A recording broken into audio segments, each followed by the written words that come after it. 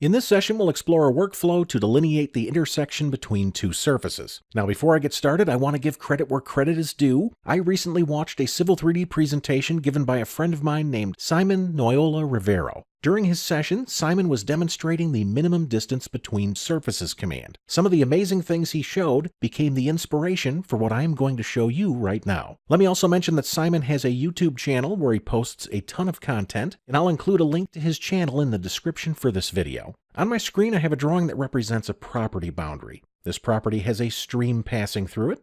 Let's say I'd like to build on this property, and I'd like to ensure that I stay out of any areas that might flood. The first thing I'll do is bring in a firm map. Now, I've already done that. I'm going to go over to the External References Manager. You can see the image right there. I'm going to right-click on that, and I'll choose Reload to bring that up on screen.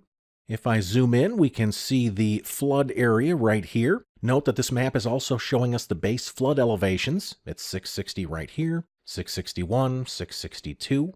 Let's center this on screen. Now, this map gives me a good approximation of the floodplain. That being said, if I have a topo survey done on this lot, I can get an even sharper delineation of the flood area. Let's try that. We'll assume the topo survey's finished. I'm going to turn that on. Here on the Prospector tab, I'm going to right-click on my EG surface. We'll go to Surface Properties, and I'll change this from No Display to Existing 1-foot and 5-foot contours. Then I will select this to make it a little easier to see. Right here we have our surveyed topography. I'll press Escape to deselect.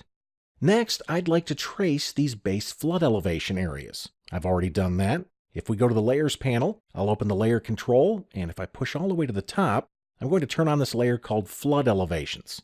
And you can see that I have traced those base flood elevations as polylines. Note that I've made the polylines quite a bit longer than necessary. These polylines are also placed at elevation. For example, if I select this one, and go to the Properties palette. If I drag this down, we can see this is at elevation 659, the same elevation that we see here in the firm map. Once again, I'm going to zoom out. At this point, we'll turn the map off. Let's go back to the External References Manager. I'll right-click on the image and I'll choose Unload. I will then use these polylines to build a surface that represents the base flood elevation. Here on the Home tab in the Create Ground Data panel, I'll open the Surfaces menu and I'll choose Create Surface.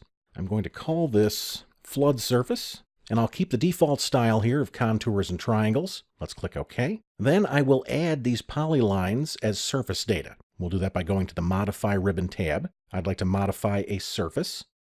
I'd like to add data. Let's add some break lines. Now, which surface do I want to add those break lines to? Let me tap the spacebar and I'll choose that flood surface we just created. I'll click OK. I'm going to keep the default settings here for the break lines. These are just straight segments. I'll click OK.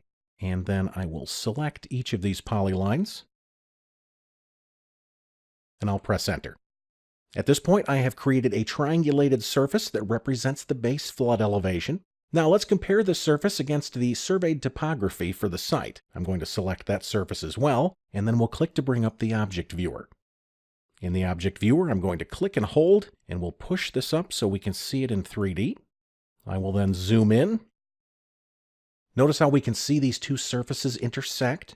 Let's use Civil 3D to trace this intersection. I'll start by closing the Object Viewer. I'll press Escape here to deselect, and let's zoom in. To trace the intersection, I'll visit the Analyze tab, and then I'll expand the Ground Data panel, and I'll choose Minimum Distance Between Surfaces. I will then select my surveyed topo, and then I will select my base flood elevation surface, and I'll press Enter twice. And before we look at this closer, let's hide the base flood elevation surface. We don't need to see that anymore. I'll do that by selecting it, and then in the Properties palette, we'll change its style to No Display. Let's zoom in, and right here we can see that Civil 3D has created a 3D polyline that represents the intersection between those two surfaces. This geometry now gives me an even better picture of the areas where I should avoid building on this property.